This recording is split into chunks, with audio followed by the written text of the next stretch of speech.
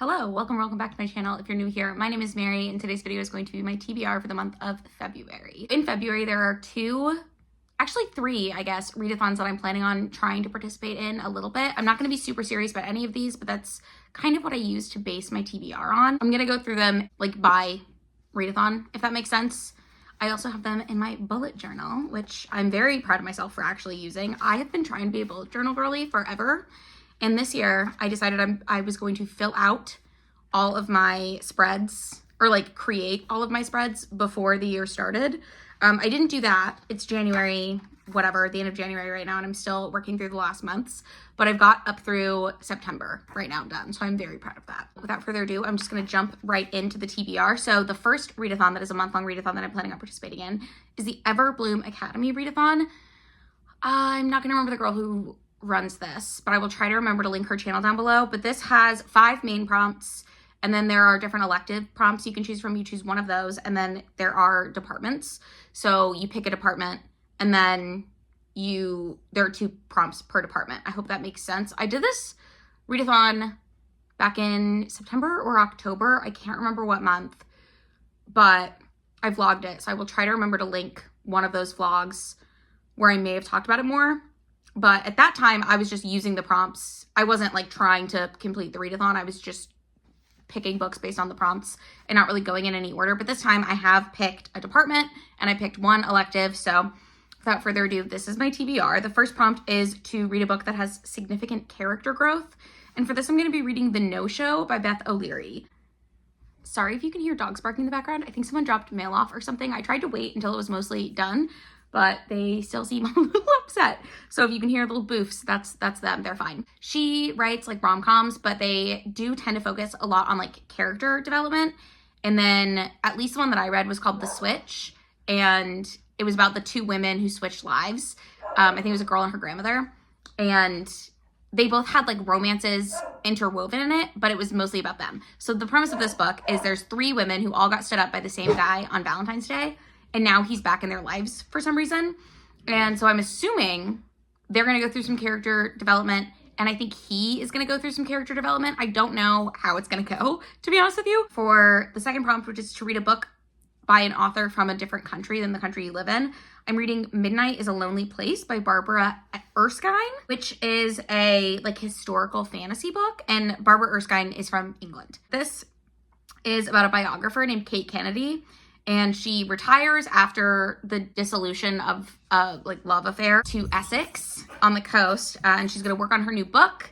And then she ends up being terrorized. It says, terrorized by mysterious forces. What do the ghosts want?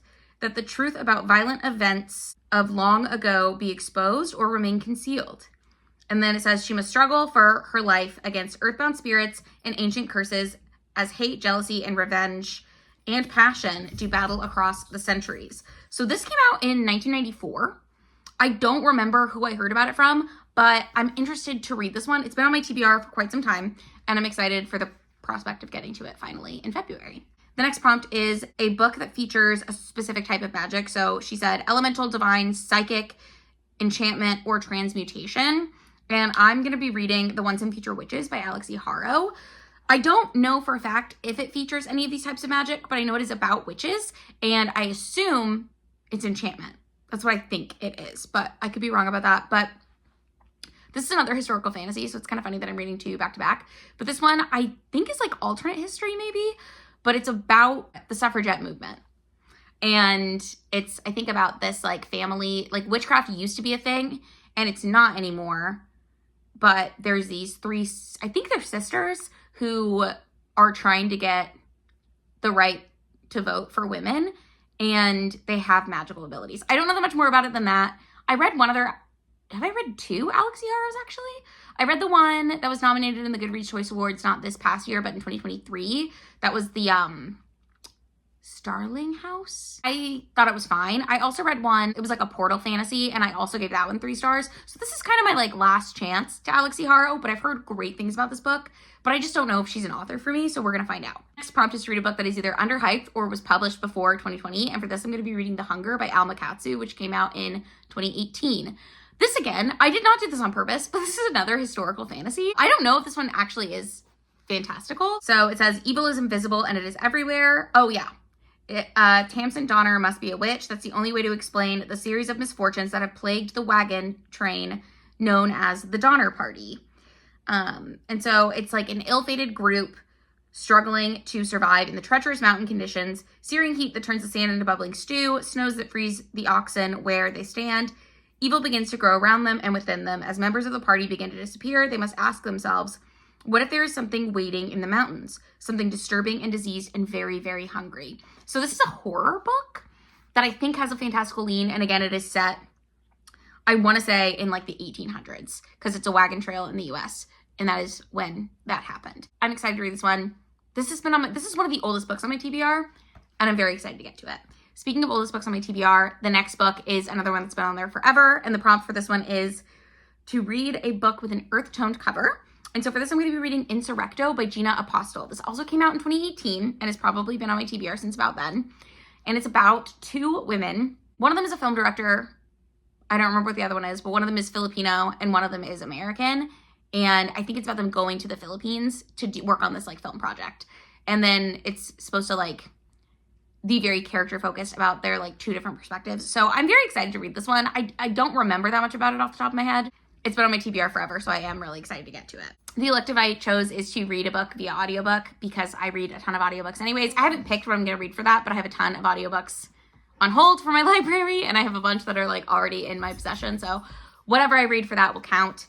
And then my department, I chose the Department of Half-Truths and Full Cover-Ups. So I am going to be reading the prompts for that department. And there are two. The first one is to read a banned book. And for this, I'm going to be reading The Picture of Dorian Gray.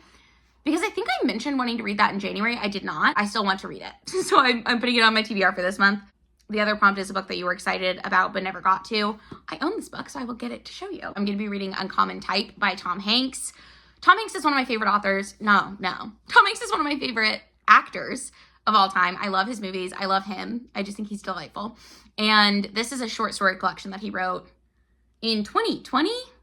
I could be wrong about that. Let me check. 2017, apparently. So I purchased this because I was so excited to read it and I never got to it.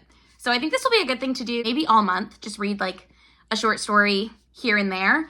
I don't know how many there are in here, but I'm pretty excited to finally get to this book because it has been something that has been on my radar for a long time and I've been wanting to read it. And so now I'm finally going to get to it, which, you know, excites me. The other readathon that I'm planning on participating in that I have like a full list of books for, it's not even that many books because I think this is a shorter readathon. I'm so getting ahead of myself, but it's the X's and O's readathon, which I participated in for the last 2 or 3 years. I usually vlog my experience, so if I did it last year, I will link that vlog, but I read The Switch by Beth O'Leary 2 years ago for this readathon, and this is from February 7th to February 11th, so it usually, I think, goes over Valentine's Day weekend, so I think it's interesting that it's not doing that this time, but it's a romance readathon, and there are 2 teams. There's the X team and the O team. I'm going to be on Team O this time just because I found books that fit for that. And so the prompts are to read a book with a pink cover, to read a book that has sugar in the title or author's name, and then to read a book that has a cinnamon roll hero. So for the pink cover and sugar in the book title, I'm going to be reading Beneath the Sugar Sky by Shauna McGuire. It's not a romance book, but I want to continue in the Wayward Children series, and I'm really hopeful that this one will be a good one for me to read. So that's going on here. And then for Cinnamon Roll Hero, I'm going to be reading Rafe, A Buff Male Nanny by Rebecca Witherspoon. And I believe the premise of this book is that there's like a really high-powered single mom, or a single mom in like a really high-powered executive position, and she hires a male nanny named Rafe, and he takes care of her kids, and then they fall in love. I heard, who is it? Was it Bookish Realm? I think that's who I heard this book from. That is what I'm planning on reading for that readathon. The No-Show by Beth O'Leary is the group book for that readathon. I will not lie to you. The hold in my library is 4 weeks. So it's possible, like right now it's the 25th. It's possible that I'll get it for this readathon, but I'm not counting on it. Like 4 weeks from now is 1, 2, 3. Yeah, 4 weeks from now is the end of February. So I may not get to it for the readathon, but I will probably still read it in February. The other books that are like on my radar, because there's another readathon that's happening that I haven't really pulled a full TBR for. I'm just going to sort of like pick and choose things as the month goes along to to fit. The Romcomathon, which I'm not gonna remember the girl who hosts this either. That's so sad. Again, I'll try to link the hosts for these readathons down below. I watch all of their videos. I don't know why I can't remember their names right now. So sorry about that. This one has a bingo board, and all the information for this readathon will be over there. There's also, they're doing like movie nights. I think they're watching The Proposal one night, and all of the prompts on the bingo board are based off of one of the movies. So that's kind of fun. But there's lots of prompts. There's like workplace, young adult, audiobook, etc. So I'm going to go through the ones that I have things picked out for. For the workplace one, and this also fits enemies to lovers, I'm going to be reading Well Met by Jen DeLuca, which I talked about again in January, I think. But this is a rom-com, and it's about this woman who leaves the big city to go work at a Renaissance fair. I think her sister like ropes her into it or something. I want to say the rest of the books follow like her sister / her friends.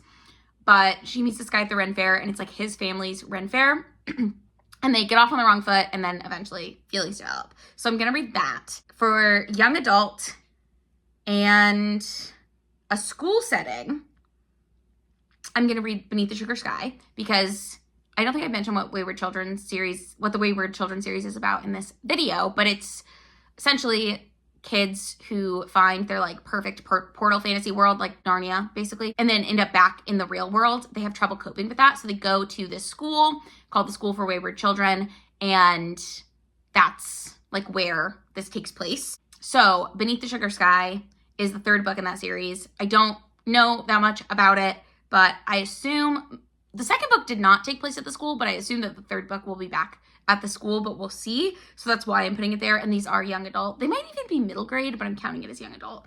Right here. For the audio, there's an audiobook prompt. I always read an audiobook. I read so many audiobooks that I'm like not even worried about picking something for that, because I'll probably read my entire TBR with audiobooks, to be honest with you. That's what I typically do. I read like 1 or 2 ebooks, maybe a physical book, and then 21 audiobooks. That's kind of how I roll. But there's also a group book for this readathon. It's called Bet on It by Jody Slaughter, I think. This one is like a small town romance, and it's interracial. It's about Asia Owens, and she encounters the man of her dreams having a panic attack while she's having a panic attack in the frozen food section of the Piggly Wiggly. And then the second time she gets introduced to him as her favorite bingo buddy's semi-estranged grandson. And it's this guy whose grandmother is dying. And so for the first time in 10 years, he's back in his like small hometown. And somehow he and Asia end up making a bet, I think. Some kind of sex bet. I don't really know that much about it, but that to me indicates that this is going to be pretty spicy. It's also going to be like fake dating is what I'm putting it on here. Let me read you the prompts that this covers for me. So mental health rep, because she's having a panic attack. So I'm going to assume that means she has some kind of anxiety. Yellow on the cover because she's wearing yellow. Is that what it is? Oh no, there's like this bingo board thing on the cover. So I'm counting that as yellow. A new to me author. I've never read anything by Jody Slaughter. It's a standalone. As far as I'm aware, it doesn't have anything listed that I would be part of a series. And then fake dating is another prompt that I'm going to say that it fits. And I don't know for sure that it does, but it sounds to me like it might. So I'm counting it. And then for the love triangle prompt, I am going to be reading The No Show by Beth O'Leary. It's more like a love square, but it's one guy and 3 potential love interests. So I'm counting that for that. And there are a bunch of other prompts on here that I don't have anything for. Like there's friends to lovers, there's sports romance, there's marriage of convenience, there's mixed media, there's a bookish book, which is like a book about books type thing, a city setting, a book with secrets, and then a book that features a wedding. So I will potentially find something to fill all of those prompts. I'm kind of excited to wing February. I made a TBR for January that I barely followed. I read some of the books on it, but not a lot. So spoiler for my January wrap up. I've read a lot of books. It's just I keep getting holds in from the library, and I'm prioritizing those over older books that don't have a hold because I can get them at any time because they're older. Does that make sense? But I also am trying to prioritize backlist reading because I have so many older books on my TBR. So those are the books that I'm planning on reading in February. February is going to be a weird month for me because it is a shorter month, and also I'm going to be out of town for the last 2 days of February and the first 2 days of March. So I'm going to hopefully be doing some pre-filming because I usually film on weekends. I'm going to be gone one Thursday, but like that shouldn't really affect things, but I won't be able to film the videos for the first week of March. So I'm hoping to like pre-film a couple of things for that. But thanks so much for watching this video. If you enjoyed it, give it a thumbs up. Let me know in the comments down below what you're reading in February, or if you've read any of the books that I talked about in this video, and let me know how you felt about them. If you want to see more content from me, you can subscribe to my channel. I do try to post 2 videos every week, and I will see you in the next one. Bye!